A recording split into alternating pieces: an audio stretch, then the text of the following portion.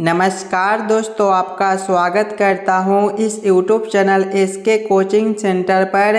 दोस्तों आज हम लोग एसएससी जीडी एग्ज़ाम 2025 के लिए रीजनिंग के प्रैक्टिस सेट 2 को देखने वाले हैं और इस वाले प्रैक्टिस सेट के अंदर आज हम लोग रीजनिंग के 20 इम्पोर्टेंट प्रश्न को देखेंगे जो कि आपको आने वाले आगामी एग्ज़ाम एसएससी जीडी के लिए काफ़ी इम्पोर्टेंट होने वाला है।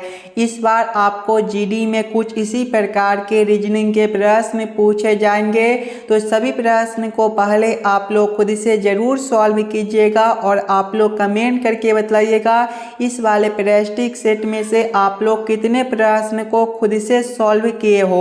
सभी प्रश्न को हम लोग एकदम शॉर्ट ट्रिक के साथ सॉल्व करेंगे, तो आप लोग हमारे साथ अंत तक भी बने रहिएगा। चलिए हम लोग 1 नंबर क्वेश्चन की ओर चलते हैं। ये रहा क्वेश्चन नंबर 1। क्वेश्चन नंबर 1 आपको कह रहा है नीचे दिए गए प्रश्न में लुप्त संख्या ज्ञात करें। ये जो प्रश्न है ये आपका मिसिंग नंबर से रिलेटेड प्रश्न है। आपका यहाँ पर एक क्वेश्चन मार्क दिया गया है, इस वाले क्वेश्चन मार्क पर कौन सा संख्या भरा जाएगा ये आप लोगों से पूछ रहा है। जब भी आपको इस प्रकार के प्रश्न देखने को मिले तो पहले आप लोग क्वेश्चन के पैटर्न को समझने की कोशिश कीजिएगा। ये जो प्रश्न है एकदम आसान सा प्रश्न है। अगर आप लोग ध्यान से देखिएगा इस वाले प्रश्न को, इस वाले लाइन से, तो देखिए 25 है और 4 है। ये दोनों संख्या जो है किसी न किसी संख्या के स्क्वायर दिया गया है और आगे आपका क्वेश्चन मार्क है। अगर दोस्तों आप लोग ध्यान से देखिएगा तो 17 माइनस अगर हम लोग 12 करते हैं तो आपका 5 बनता है और 5 का स्क्वायर आपका 25 होता है। नीचे आपका 25 दिया गया है। वही सेम आगे करेंगे, 11 माइनस 13 करते हैं तो आपका -2 बनता है और -2 का स्क्वायर जो है वो आपका 4 बनेगा। 4 भी आपका नीचे दिया गया है। यानी कि इस वाले प्रश्न को हम लोग इसी प्रकार से सॉल्व कर सकते हैं। तो वही सेम हम लोग आगे करेंगे। पहले ये दोनों संख्या को आपस में घटाएंगे तो 19 माइनस 16 आपका 3 बनेगा और 3 का जब हम लोग स्क्वायर करेंगे तो आपका 9 बन जाएगा। 9 ऑप्शन नंबर ए में दिया गया है जो कि आपका सही उत्तर बनता है। इस वाले क्वेश्चन मार्क पर आपका 9 भरा जाएगा। क्लियर है? चलिए अगले प्रश्न की ओर हम लोग चलेंगे, क्वेश्चन नंबर 2 की ओर। ये रहा क्वेश्चन नंबर 2। क्वेश्चन नंबर 2 आपको कह रहा है एलिफेंट को 57, 58, 91, 43 लिखा जाए तो लीप को कैसे लिखा जा सकता है, ये आप लोगों से पूछ रहा है। ये जो प्रश्न है ये आपका कोडिंग डिकोडिंग से रिलेटेड प्रश्न है और जब भी आपको इस प्रकार के प्रश्न देखने को मिले तो पहले आप लोग ये समझने की कोशिश कीजिएगा एलिफेंट से आपका ये कोड किस प्रकार से लिखा हुआ है, उसी प्रकार से आप लोग सोचिएगा लीप से आपका क्या कोड बनेगा। अगर आप लोग ध्यान से देखिएगा एलिफेंट को तो एलिफेंट जो है वो आपका ELEPHANT से मिलकर बनता है। अगर आप लोग इसका कोड देखिएगा तो इसका कोड क्या दिया गया है, पहले 5 है, 5 के बाद 7 है, 7 के आगे 5 है, इसके आगे 8 है, 8 के आगे 9 है, 9 के आगे 1 है और 1 के आगे आपका 4 और 3 दिया गया है। लीप को देखिएगा तो लीप जो है वो आपका LEAP से मिलकर बनता है। अगर आप लोग ध्यान से देखिएगा दोस्तों तो जो जो अक्षर एलिफेंट में दिया गया है वही अक्षर से आपका लीप बनता है। यानी कि ऐसे प्रश्न को हम लोग सीधा उत्तर निकाल सकते हैं। किस प्रकार से, तो लीप में पहले आपका L है, L के सामने यहाँ पर 7 दिया गया है यानी कि L का कोड 7 बनता है। आगे आपका E है, E के सामने आपका 5 है यानी कि E का कोड 5 बनता है।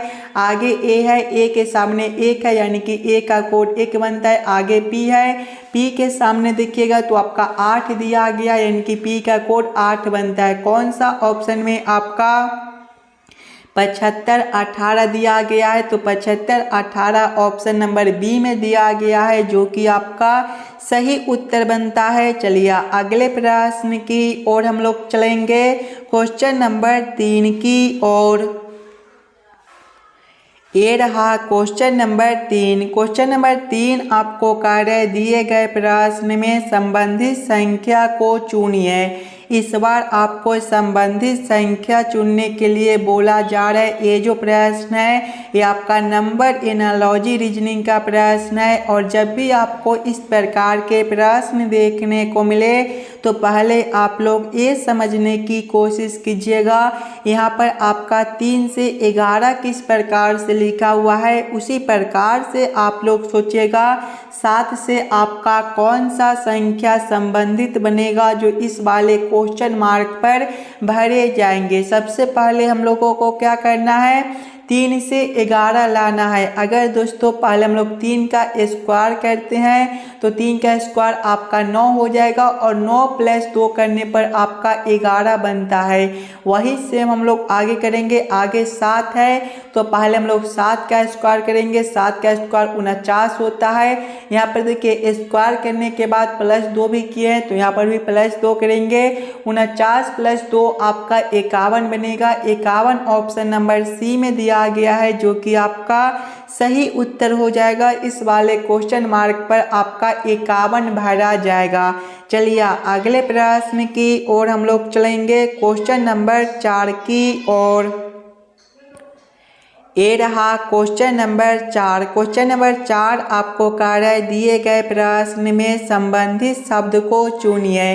दोस्तों ये भी प्रश्न आपका एनालॉजी का ही प्रश्न है और इस प्रकार के भी प्रश्न आपको एसएससी जीडी एग्जाम में पूछे जाते हैं। तो पहले आप लोग खुद से ज़रूर सॉल्व करने की कोशिश कीजिएगा। पहले आप लोग ये समझने की कोशिश कीजिएगा कलम से आपका कागज किस प्रकार से लिखा हुआ है, ये दोनों शब्द आपस में किस प्रकार से संबंधित है, उसी प्रकार से आप लोग सोचिएगा चौक से आपका कौन सा शब्द बनेगा जो इस वाले क्वेश्चन मार्क पर भरे जाएंगे। अगर आप लोग ध्यान से देखिएगा तो कलम से हम लोग कागज पर लिखते हैं, उसी प्रकार से दोस्तों चौक से हम लोग ब्लैक बोर्ड पर लिखते हैं। Black board option number A में दिया गया है जो कि आपका सही उत्तर हो जाएगा। इस वाले क्वेश्चन मार्क पर आपका ब्लैक बोर्ड भरा जाएगा।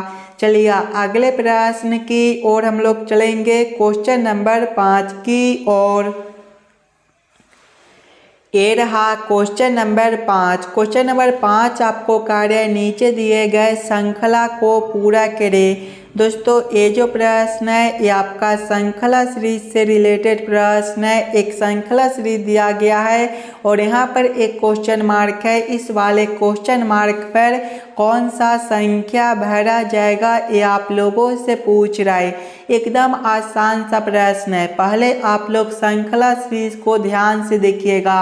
श्रृंखला सीरीज को देखिएगा तो पहले आपका 206 से 221 है, यहाँ पर आपका प्लस 15 कर दिया गया है। आगे देखिएगा 221 से आपका 251 है, यहाँ पर आपका प्लस 30 का अंतर बनता है। आगे देखिए 251 से आपका 296 है, यहाँ पर आपका प्लस 45 का अंतर बनता है। और आगे आपका क्वेश्चन मार्क है, ध्यान से देखिएगा अंतर को, तो प्लस 15 प्लस 30 प्लस 45 है। देखिए 15 प्लस 15 करने पर आपका 30 बनता है, 30 प्लस 15 करने पर 45 बनता है। उसी प्रकार से जब हम लोग 45 प्लस 15 करेंगे तो 60 बनेगा, यानी कि अगला अंतर आपका प्लस 60 का हो जाएगा। जब हम लोग 296 प्लस 60 करेंगे तो ये आपका 356 बनेगा। 356 आपका ऑप्शन नंबर देखिएगा तो बी में दिया गया है जो कि आपका सही उत्तर हो जाएगा। और आप लोग 356 से आगे देखिएगा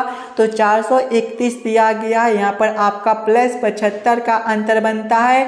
60 प्लस 15 करने पर आपका 75 भी हो जाएगा, यानी कि इस वाले क्वेश्चन मार्क पर 356 भरा जाएगा। चलिए अगले प्रश्न की ओर हम लोग चलेंगे, क्वेश्चन नंबर 6 की ओर।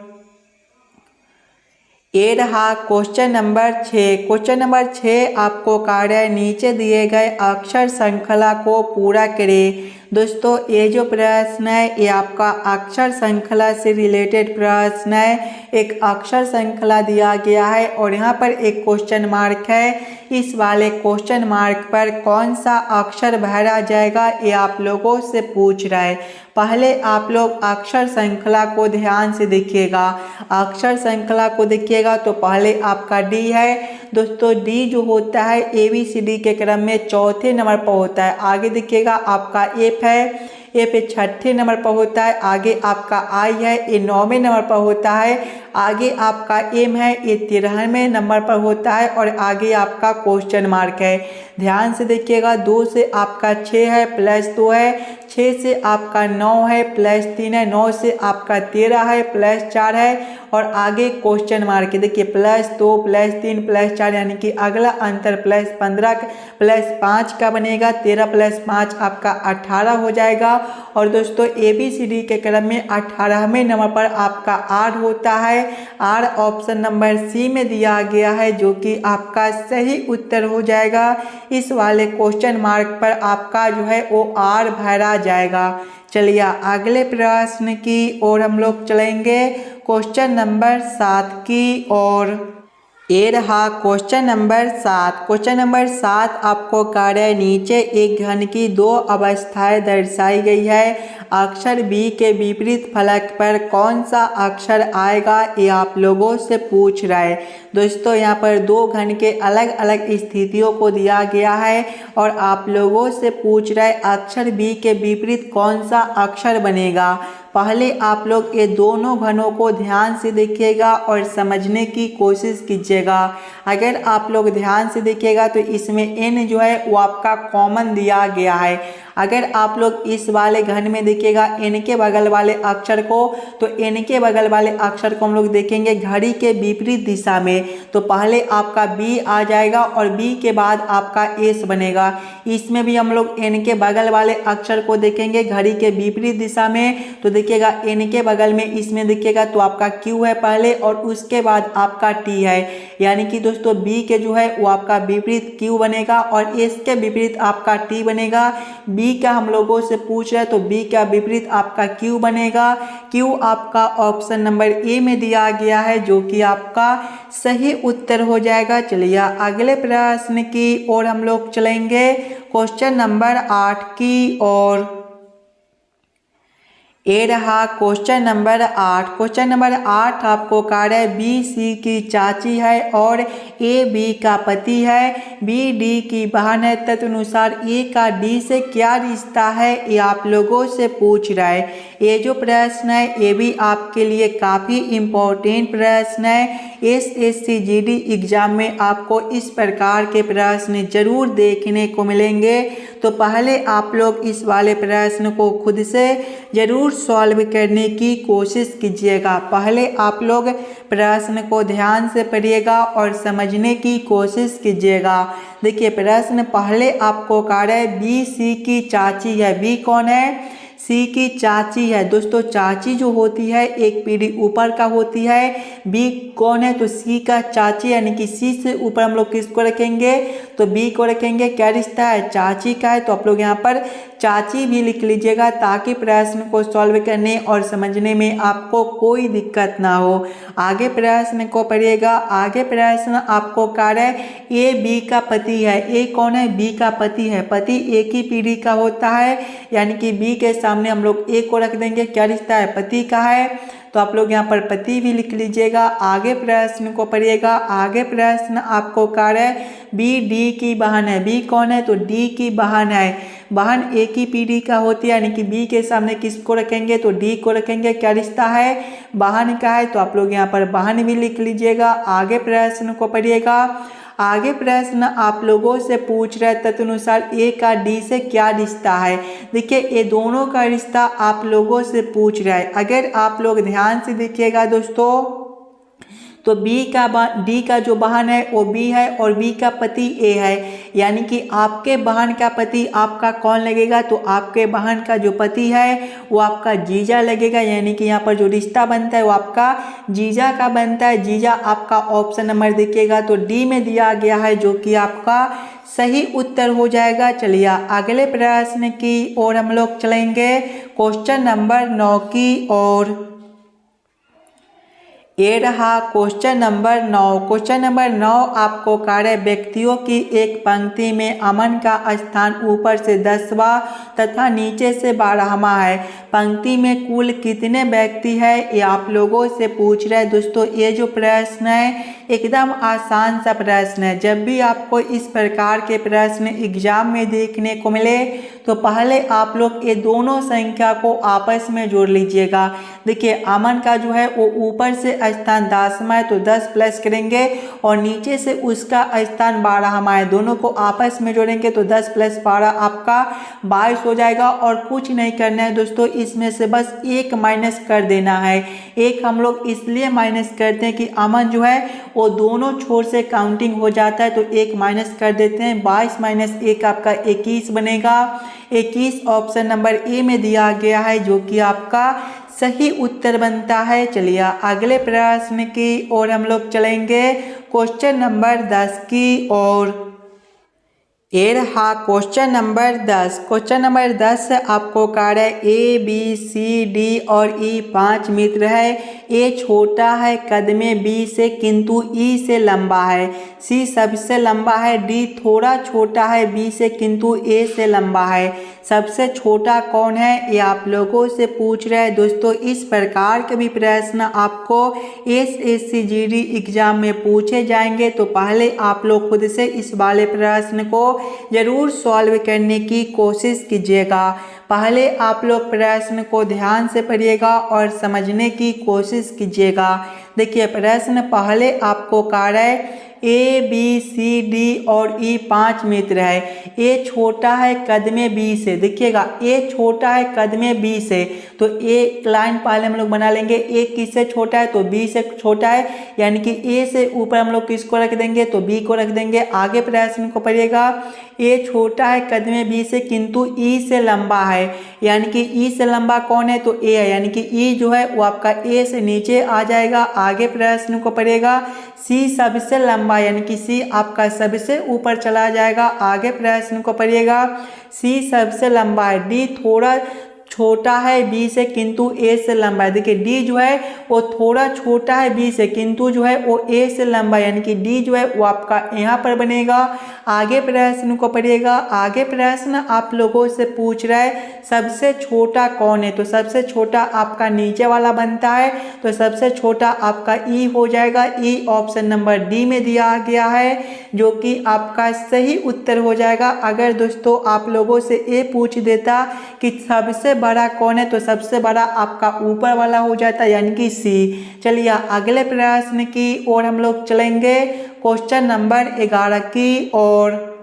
ये रहा क्वेश्चन नंबर 11। दोस्तों ये जो प्रश्न है ये आपका वेन आरेख वेन डायग्राम से रिलेटेड प्रश्न है। मानव पक्षी और पशु का किस प्रकार से वेन आरेख वेन डायग्राम बनेगा, ये आप लोगों से पूछ रहा है। पहले आप लोग ये सभी शब्दों को ध्यान से देखिएगा और समझने की कोशिश कीजिएगा कौन शब्द किसके साथ संबंधित है, किसके अंदर हम लोग किसको रख सकते हैं। अगर आप लोग ध्यान से देखिएगा तो पशु के अंदर आपके पक्षी हो जाएंगे और मानव, ये दोनों शब्द से अलग दिया गया है, यानी कि पहले हम लोग पशु के लिए एक गोला बना लेंगे, पशु के अंदर आपके पक्षी हो जाएंगे और मानव के लिए आपका अलग आरेख बनेगा।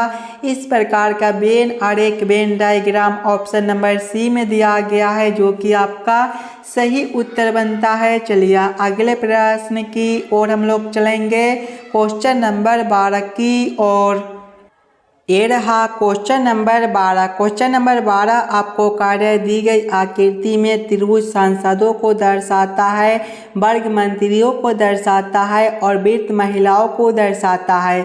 कौन सा भाग ऐसे सांसदों को दर्शाता है जो मंत्री भी है और महिलाएं भी? दोस्तों पहले आप लोग इस वाले आकृति को ध्यान से देखिएगा और समझने की कोशिश कीजिएगा। अगर आप लोग ध्यान से देखिएगा आकृति को तो पहले आपका यहाँ पर एक त्रिभुज दिया गया है। देखिए त्रिभुज जो है वो सांसदों को दर्शाता है, यानी कि ये जो आरेख है आपका सांसद के लिए, तो आप लोग यहाँ पर सांसद भी लिख लीजिएगा। आगे आप लोग आकृति को देखिएगा तो आपका यहाँ पर वर्ग दिया गया है। वर्ग किसको दर्शाता है? तो वर्ग जो है वो मंत्रियों को दर्शाता है, यानी कि ये जो आरेख है आपका मंत्री के लिए, तो आप लोग यहाँ पर मंत्री भी लिख लीजिएगा। आगे आप लोग आकृति को देखिएगा तो यहाँ पर आपका एक और आकृति वृत्त दिया गया है। वृत्त किसको दर्शाता है?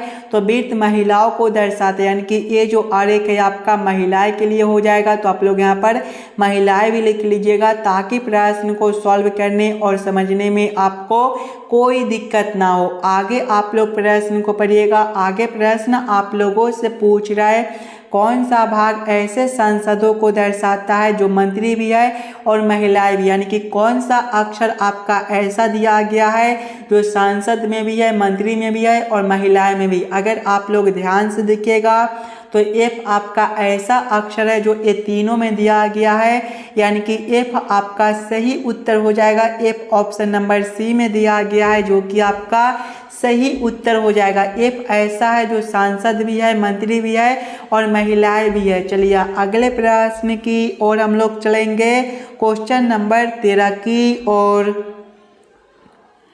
ये रहा क्वेश्चन नंबर 13। ये जो प्रश्न है ये आपका कथन और निष्कर्ष से रिलेटेड प्रश्न है और इस प्रकार के प्रश्न आपको जरूर एसएससी जीडी एग्जाम में पूछे जाएंगे।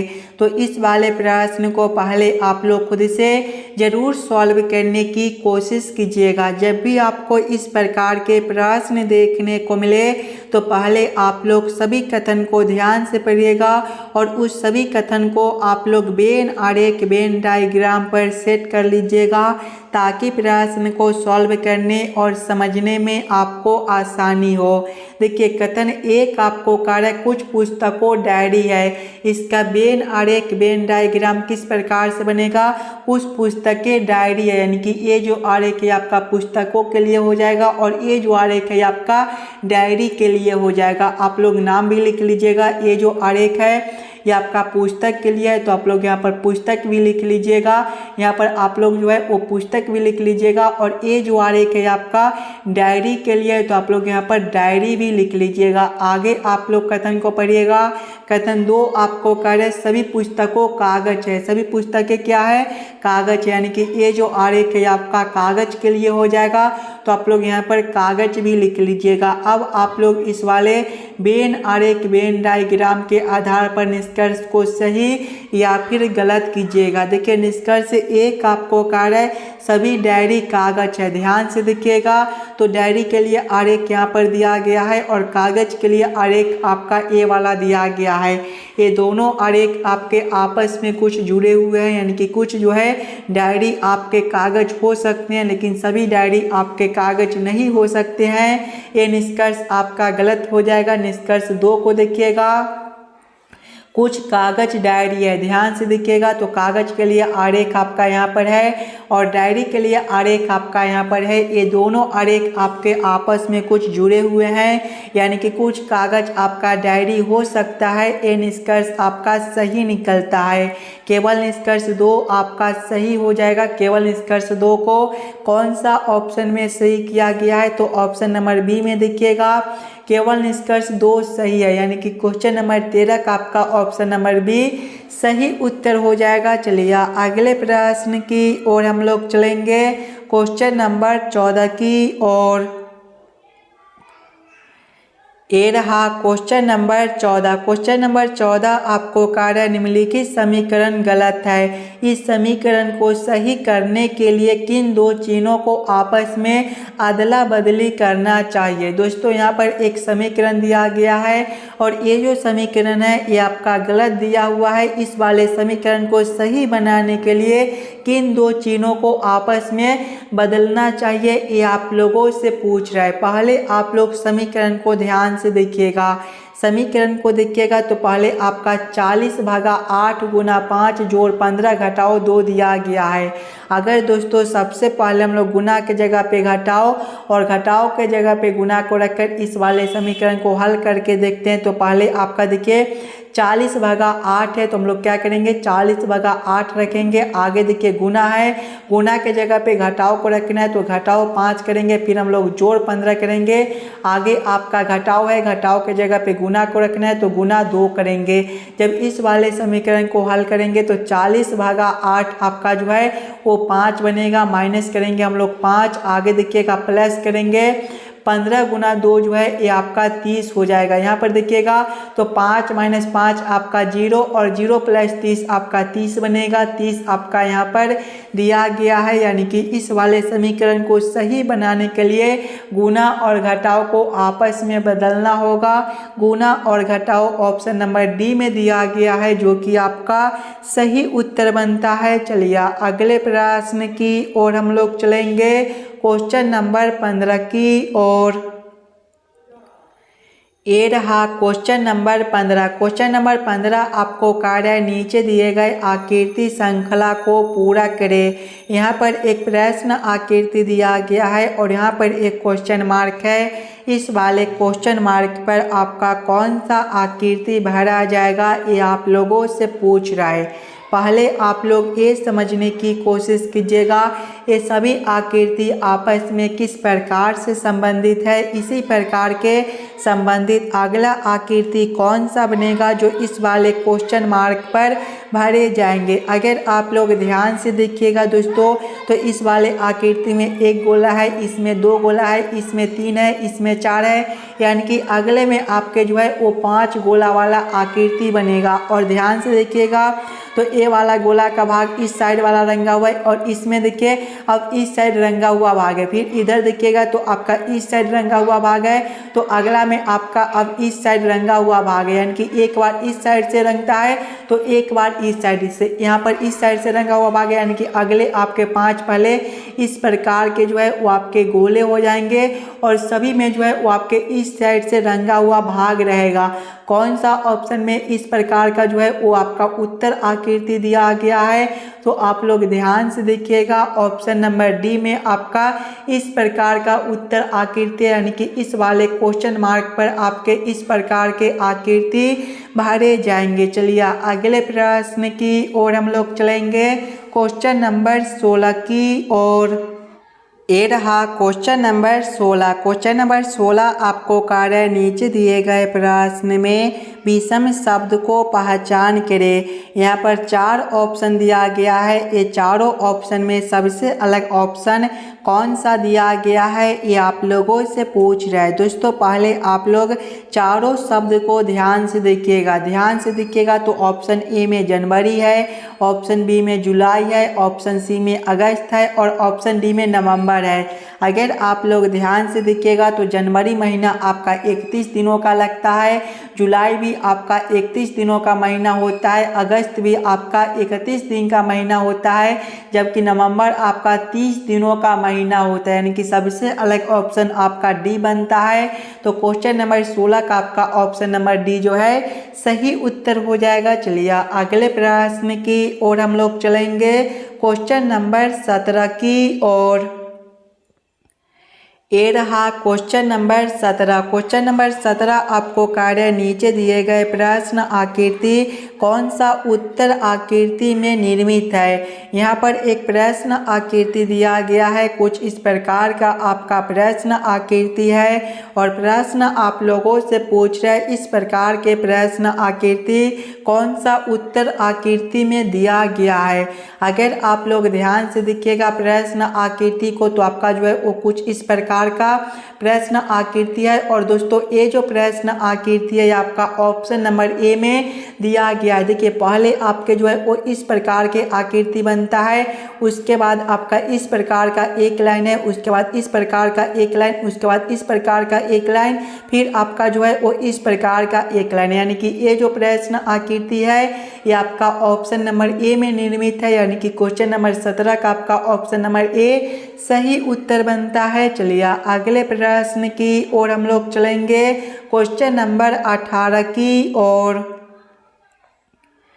ये रहा क्वेश्चन नंबर 18। क्वेश्चन नंबर 18 आपको कह रहा है किसी कोड व्यवस्था में एप्पल का कोड ETTPI है, दिल्ली का कोड क्या होगा, ये आप लोगों से पूछ रहा है। ये जो प्रश्न है ये आपका कोडिंग डिकोडिंग से रिलेटेड प्रश्न है। और जब भी आपको इस प्रकार के प्रश्न देखने को मिले तो पहले आप लोग ये समझने की कोशिश कीजिएगा एप्पल से आपका ये कोड किस प्रकार से लिखा हुआ है, उसी प्रकार से आप लोग सोचिएगा दिल्ली से आपका क्या कोड बनेगा। अगर आप लोग ध्यान से देखिएगा एप्पल को, तो एप्पल जो है ये आपका APPLE से मिलकर बनता है। और इसका कोड देखिएगा तो इसका कोड आपका ETTPI दिया गया है। अगर आप लोग ध्यान से देखिएगा सिंगल अक्षर को, तो ए से आपका ई है, यहाँ पर +4 कर दिया गया है। आगे देखिएगा P से आपका T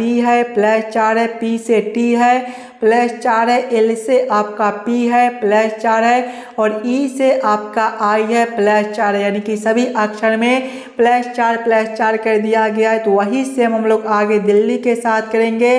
दिल्ली जो है वो आपका DELHI से मिलकर बनता है, इसके भी सभी अक्षर में हम लोग +4 करेंगे। देखिएगा D+4 जो है वो आपका H होता है, आगे आपका जो है वो E दिया गया है, E+4 जो है वो आपका I बनता है, आगे आपका L है, L+4 जो है वो आपका P बनेगा, आगे आपका H है, H+4 जब हम लोग करेंगे तो आपका L हो जाएगा, आगे I है, और I+4 जो है वो आपका M बनता है। कौन सा ऑप्शन में दोस्तों HIPLM दिया गया है, तो ध्यान से देखिएगा ऑप्शन नंबर सी में तो HIPLM दिया गया है, जो कि आपका सही उत्तर बनता है। चलिए अगले प्रश्न की ओर हम लोग चलेंगे, क्वेश्चन नंबर 19 की ओर। ये रहा क्वेश्चन नंबर 19। क्वेश्चन नंबर 19 आपको कार्य नीचे दिए गए प्रश्न आकृति का सही दर्पण छवि चुनिए। यहाँ पर एक प्रश्न आकृति दिया गया है, कुछ इस प्रकार का आपका प्रश्न आकृति है, और प्रश्न आप लोगों से पूछ रहा है इस वाले प्रश्न आकृति का किस प्रकार से दर्पण प्रतिबिंब बनेगा। अगर आप लोग ध्यान से देखिएगा दर्पण को, तो कुछ इस प्रकार का आपका दर्पण दिया गया है।